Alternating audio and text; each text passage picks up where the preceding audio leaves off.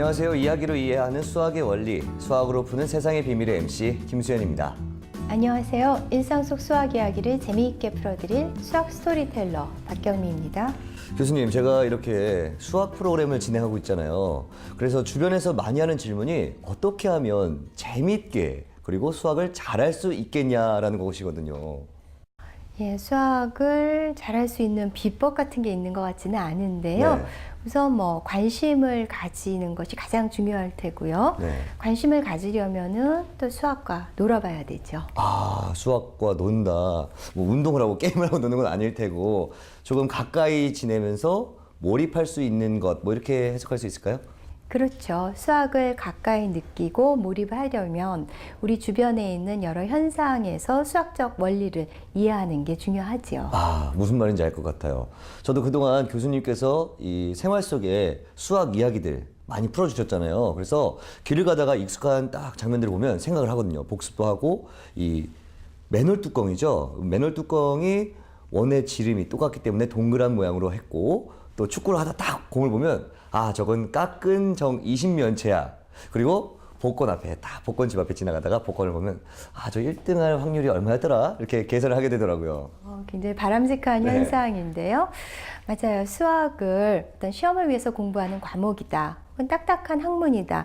이렇게 생각하지 마시고 일상 속에 들여놓고 또 수학과 친구가 되면 좋을 것 같습니다. 그런 의미에서 오늘도 또 일상 속 수학 이야기 준비해 보았습니다. 네, 안 그래도 오늘 교수님께서 친숙하고 또 재밌는 수학 이야기들 한껏 준비해 오셨다고 들었거든요. 자, 그러면 익숙한 일상 속에서 우리를 유혹하는 이 수학의 세계로 한번 다 같이 빠져볼까요?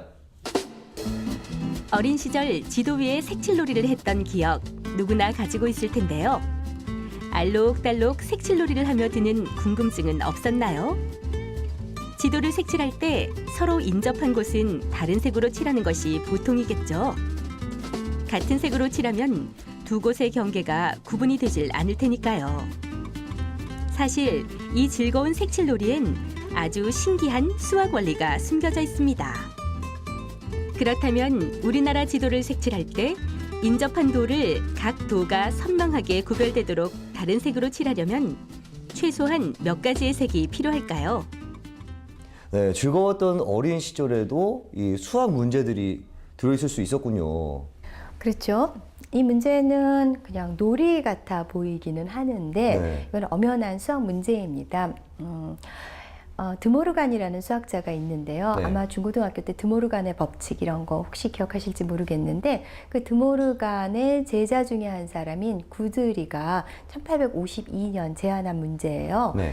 구드리는 영국 지도를 놓고 그다음에 영국의 여러 영역들을 이제 칠하는데 인접한 영역이 같은 색이 되지 않도록 이렇게 칠해 보니까 네 가지 색이면 충분했던 거예요.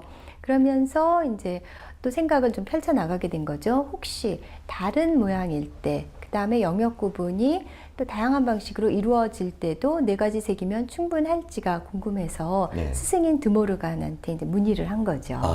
그러면 이 드모르간은 그 방법을 알려줬나요?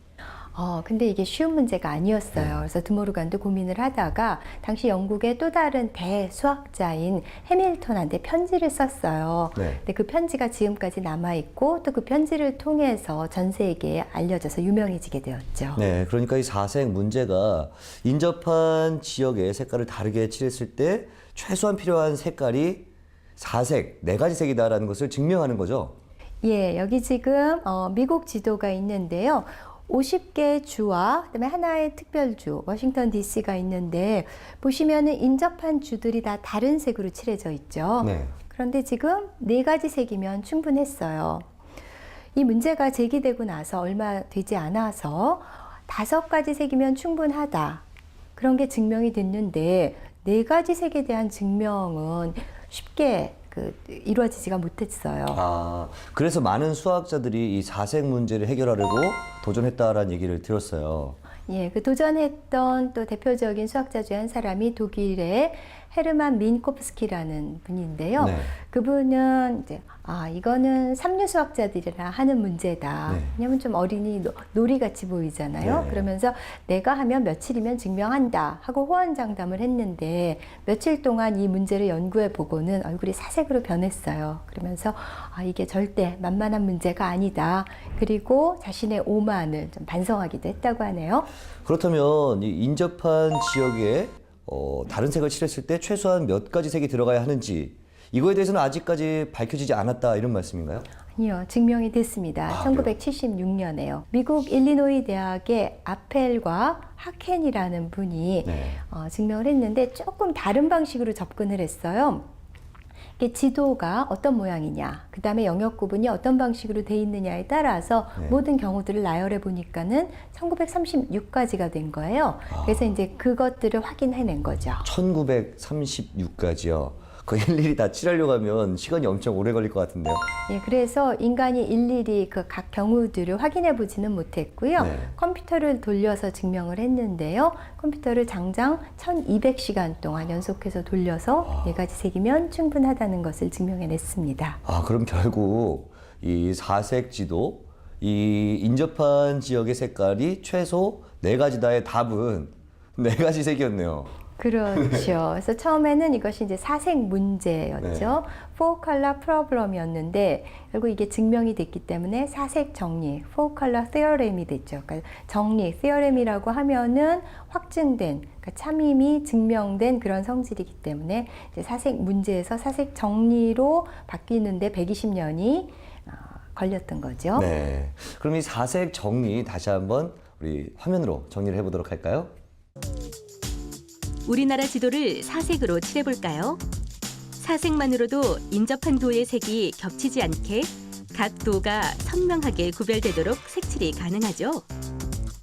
그렇다면 우리나라보다 약 100배는 더 넓은 미국의 지도는 어떨까요? 각각의 영역이 인접한 곳의 색은 겹치지 않게 사색으로 모두 칠해졌습니다.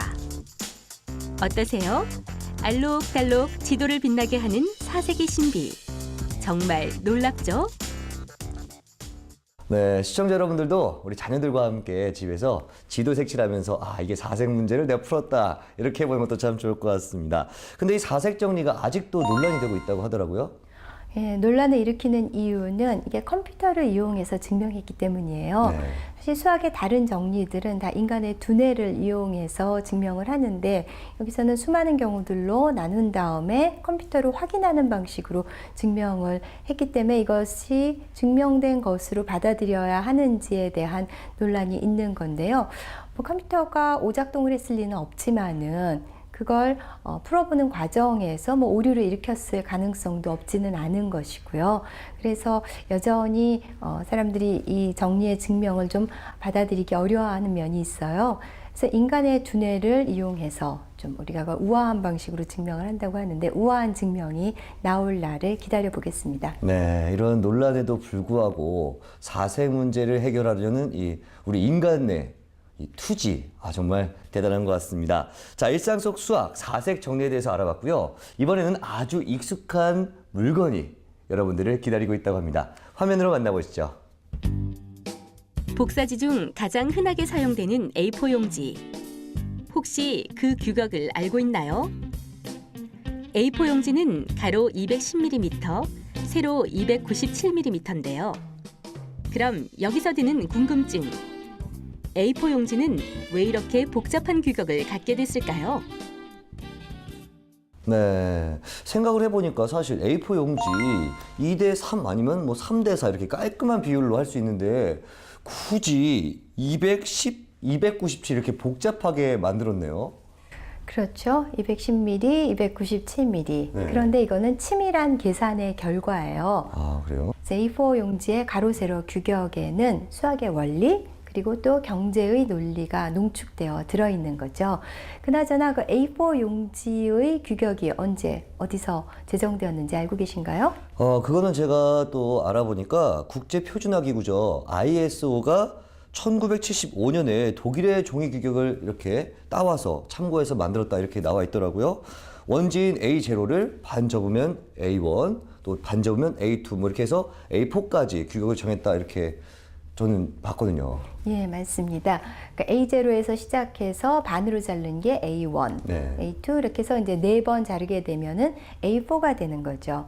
이게 굉장히 이제 경제적인 그런 접근 방법인데요. 네. 뭐 A3로 뭐를 만들었다. 그리고 남은 용지를 또 이제 반으로 잘라서 A4를 만들 수 있는 식으로 전혀 낭비가 없겠죠. 이렇게 한다면. 네, 그러니까 이 규격의 비밀은 바로 경제성인 거죠. 이 A4 용지의 폭과 길이는 최대한 종이를 아끼고 또 재사용하려는 그런 어떤 비밀들이 담겨 있는 것 같습니다. 자, 그래서 제 주변에서 이런 말도 많이 하더라고요. A4 용지의 비율은 황금 비율이다. 맞나요? 황금비라는 오해를 가끔 받기도 하는데요. A4 용지 가로 세로의 비는 1대 1.414, 네. 즉 1대 루트 2가 되는데요. 어떻게 그런 비가 나왔는지 한번 생각을 해보죠. 네.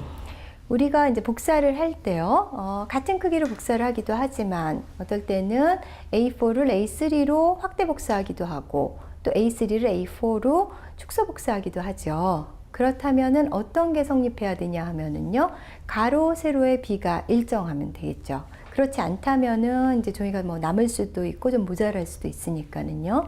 그러면은 어떻게 되어야지 그 비가 일정한지 한번 생각을 해볼까요? 네. 우선 A3하고 A4를 보면은요, A3의 가로와 세로를 1대 X라고 놓고요.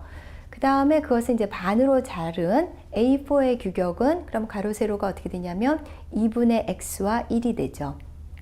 그런데 이제 그 B가 일정해야 되니까는 비례식을 세워보면은 1대 X는 2분의 X 대 1. 그래서 내항끼리 외항끼리 곱하게 되면은 2분의 X제곱은 1이 되고요. 그러면 X제곱은 2. 그러면은 X는 루트 2, 즉 1.414. 그러니까 루트 2라는 것은 즉 1.414라는 그 근사값은 제곱을 했을 때 2가 되는 그런 값이죠. 네. 황금 비율이 1대 1.618. 예. 그럼 같지 않다라는 말씀이신 것 같은데 우리가 흔히 사무실에서 사용하는 그 용지가 A 시리즈하고 또 B 시리즈가 있잖아요. 그러면 이 A와 B 둘 다 비율이 같은 건가요? 1대 1.414. 예. 네. 그러니까 B4 같은 경우 많이 쓰죠. 네네. A4 쓰고 좀 더 큰 경우엔 B4 쓰는데 B4의 경우는 257mm, 364mm. 그래서 마찬가지로 1대 1.414의 B가 성립하게 됩니다. 네. 이 A3의 경우도 297에 420으로 약 1대 1.414 비율이 나오네요. 이렇게 용지가 서로 닮을 꼴이면 사실 닮은 꼴이면 좋은 게 확대를 하거나 축소했을 때 그 모양 그대로 유지할 수가 있잖아요. 참 그런 장점이 있다는 생각이 드는데 근데 제 친구가 미국에서 용지를 이렇게 뭐 편지 같은 거 써서 보내줬는데 그거는 좀 다르더라고요. 좀 길이가 좀 짧고 옆으로 좀 퍼진 약간 이렇게 표현해도 될까? 통통한 느낌이 드는 그런 종이던데 사용하는 게 다른 건가요? 예, 전 세계적으로 국제표준화기구인 ISO 규격 AB 시리즈를 쓰는데 네. 미국과 캐나다, 이 북미에서는 레터 용지, 그 다음에 리갈 용지를 많이 써요. 네. 레터 용지는 가로 세로가 216mm, 279mm로 그 비를 구해보면 1대 1.3 정도 되기 때문에 네. 말씀하신 바와 같이 좀 뚱뚱해 보이죠. 그다음에 리갈 용지는 216mm, 356mm 그래요 규격 가로 세로가. 네. 여기서는 B가 1대 1.65 정도 되기 때문에 또 A4보다는 이렇게 좀 길게 느껴지죠. 네. 근데 이렇게 되면은 확대 복사하거나 축소 복사했을 때 이렇게 B가 다 다르게 되면은 또 남고 모자라고 이러니까 그렇죠. 낭비가 발생하겠죠. 아, 맞아요. 사실 저도 이렇게 복사하거나 이렇게 할 때 보면 모양이 안 맞아서 잘라서 버리는 경우도 있고 그렇거든요. 그런 게 조금 안 좋다라는 생각이 드네요. 그렇죠. 전 세계적으로 미터법을 쓰는데 네. 미국에서는 마일, 야드 이런 야드법을 쓰고 있잖아요.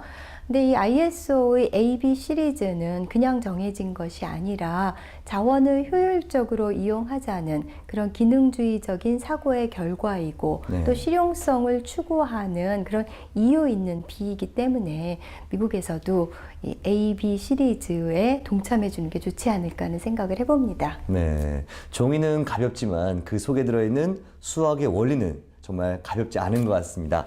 자, 그럼 마지막으로 일상 속 수학의 유혹을 한번 빠져볼까요? 예전에 비해 60갑자가 회자되는 경우는 드물지만 매년 새해가 되면 신묘년, 임진년, 갑오년 등 고유한 해의 이름을 따지곤 하는데요. 대체 60갑자는 무엇이고 매년 바뀌는 한 해의 이름들은 어떤 원리로 지어지는 걸까요? 60갑자는 하늘의 시간인 10개의 천간과 땅의 시간인 12개의 지지로 이루어지는데요.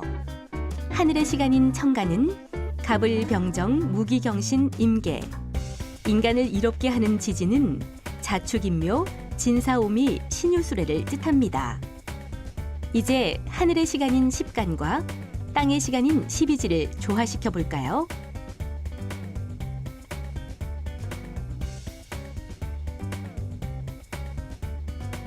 어때요? 한 해의 이름들이 생겨나죠? 이렇게 짝을 짓다 보면 총 60개의 간지, 즉 60갑자가 된답니다. 네, 60갑자. 저도 사실 가끔 헷갈릴 때가 있거든요. 오늘 교수님께 제대로 배워서 뿌리를 한번 확 뽑아보도록 하겠습니다. 설명 한번 화끈하게 해주시죠. 예, 여기 보시면은 이제 가로로 10간, 세로로 12지가 되어 있죠. 네. 12지는 사실 동물들이랑 각각 연결되고요. 자는 쥐, 축은 소, 이는 호랑이 이런 식으로요. 네. 그나저나 수현 씨는 무슨 띠예요? 저는요, 여기 술, 개띠. 아, 네. 그래서 강아지처럼 그렇게 귀여우신. 네, 고맙습니다. 예, 잠시 농담이었고요. 그렇죠. 이 12지는 이제 띠가 되기도 하고 또 시간에도 활용이 되죠. 네. 그래서 자시는 밤 11시에서부터 새벽 1시까지, 축시는 새벽 1시에서 3시까지. 그러니까 24시간을 2시간씩 끊어서 12지가 이렇게 하나씩 대응이 되는 거죠. 근데 조선시대의 최초의 해시계는 네. 세종 때 장영실이 만든 앙부일구인데요. 네. 거기에 보면은 이제 시침에 이 자축인묘 진사오미 이게 적혀 있는 것이 아니라요. 네. 거기에 각각 동물들이 그려 있어요. 네. 그러니까 자시에는 쥐가 그려 있고 축시에는 소가 그려 있는 식으로요. 네. 왜 그랬냐 하면은 당시에 이제 백성 중에서 글을 읽지 못하는 경우가 있기 때문에 그것을 배려한 것이었죠. 그래서 사실은 그렇게 계속 남아 있었으면 좋았을 텐데 네. 양부일구가 중간에 유실이 됐고요. 네. 그것은 다시 만드는 과정에서는 그 그림을 빼고 그냥 글자로 적어 넣었더라고요. 그래도 그때 당시에 글을 모르는 백성을 위한 따뜻한 배려가 느껴지네요. 그런데 제가 또 궁금했던 게 사실 이제 다시 60간지로 돌아오면 2014년이 청마의 해잖아요. 근데 이해가 돼요. 갑오년이니까 오가 있으니까 말은 알겠는데 청은 도대체 어디서 나왔냔 말이죠. 예, 갑오년에 오에서 말이 나왔으니까는 네. 이 청색이라는 것은 갑에서 나왔겠죠. 십간에서. 그래서 사실 이제 우리가 시험 볼 때 잘 모르면 이렇게 찍잖아요. 그런 것처럼 간에서 나왔을 거라고 추측을 할 수 있는데 그렇습니다. 갑을은 청에 해당하고요. 청색. 네. 병정은 붉은색. 그다음에 무기는 노란색, 그다음에 흰색, 검정색 이렇게 5가지 색을 2가지씩 그 십간에 연결을 시켜서 네. 오행을 나타내고자 했습니다. 그렇군요. 각자마다 이 색깔이 있었군요. 자, 그럼 이 10간과 12지 한번 짝을 지어볼까요? 예. 그래서 이제 제일 처음에 네. 이제 10간과 12지의 첫 번째인 갑자년부터 시작하겠죠. 네. 을축년, 병인년 이렇게 해서 네. 쭉 적어 나가게 되면 네. 자, 여기가 이제 개유년이 되고요. 그렇죠. 그 다음에 이제 개까지 갔으니까 이제 다시 갑으로 시작해야 되고 여기 이제 2개 남았죠. 그러니까 11, 12. 그 다음에 이제 병으로 시작할 차례고요. 네. 그 다음에 여기서는 이제 자로 다시 돌아가야 되겠죠. 네. 12개 다 갔으니까는. 네. 그래서 여기서 13, 14. 이런 식으로 이제 쭉 계속 채워지면서 네. 이제 마지막에는 갑인년에서 시작해서 51, 52, 53, 55, 56, 네. 57, 58, 59, 60. 네. 이렇게 해서 개해년에서 끝나게 돼요. 이게 이제 10칸, 12칸, 그래서 네. 총 120칸인데 이게 네. 다 채워지는 것은 아니고요. 반인 60칸만 채워지게 되는 거죠. 네, 그렇군요. 그리고 여기서 이제 갑 5년에 만약 태어난 사람이 있다면은 네. 자신의 다시 가보년 생일을 맞이하게 되는 것은 몇 년 후일 것 같으세요? 저는 이걸 알고 있죠. 60년이잖아요. 그래서 우리가 이 60갑자를 한 주기로 보기 때문에 60년이 돌아서 이제 다시 맞는 생일, 그거를 기념하는 의미로 환갑 잔치를 하죠. 그렇죠. 요즘에는 근데 60도 인생 청춘이라고 해서 환갑잔치는 생략하기는 하지만은 네. 그래도 다시금 그 갑자를 만나게 되었다는 측면에서 의미는 크겠죠. 네. 근데 왜 하필 60일까요? 질문을 하시는 걸 보니까 여기도 뭔가가 숨겨져 있는 것 같은데요.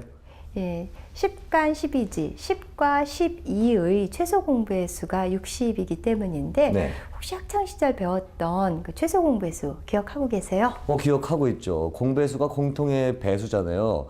2와 3을 예로 든다 치면은 2의 배수는 2, 4, 6, 8, 10 뭐 이렇게 나가고, 그리고 3의 배수는 3, 6, 9, 12 이렇게 나가니까 공배수는 여기서 2와 6이 만나는 6, 12 뭐 이런 식으로 나가는 거죠. 그럼 최소 공배수는 그 공배수 중에 가장 작은 수니까 6이 되겠죠. 그렇죠. 깔끔했나요? 예, 아주 그냥 완벽한 설명이었는데요. 네. 그렇죠. 공배수는 무수히 많은데 그 중에서 네. 이제 가장 작은 공배수가 의미를 갖는 거죠. 네. 2와 3의 최소 공배수 같은 경우는 이렇게 따져보면 금방 네. 알 수 있지만은 조금 더 수가 커지면은 그 따지는 게 쉽지 않은데요. 네. 그럴 때 적용할 수 있는 좀 간단한 방법을 알려드릴게요. 60과 100의 최소 공배수를 한번 생각해 볼까요? 네. 60, 100을 적고요. 그 다음에 60과 100의 공약수를 적어요. 2를 적고 그러면은 2로 나누었을 때 30, 50이 되겠죠. 자, 30과 50의 공약수, 또 이번에 또 2로 나눌 수 있겠죠. 네. 그러면은 15와 25를 적게 되고요. 네. 그 다음에 15와 25의 공약수 5로 나누게 되면은 이제 3과 5 이렇게 되겠죠. 여기까지 해놓으면 그 다음에 더 이상 공약수로 나눌 게 없어요. 그러면 네. 여기까지 끝이고요. 그 다음에 최소 공배수는 어떻게 구하냐 하면은 공약수들 2, 2, 5 있었고요. 그 다음에 마지막 칸에 있는 수 3과 5 이것들을 다 곱하면 되죠. 곱한 네. 값은 300이 되고요.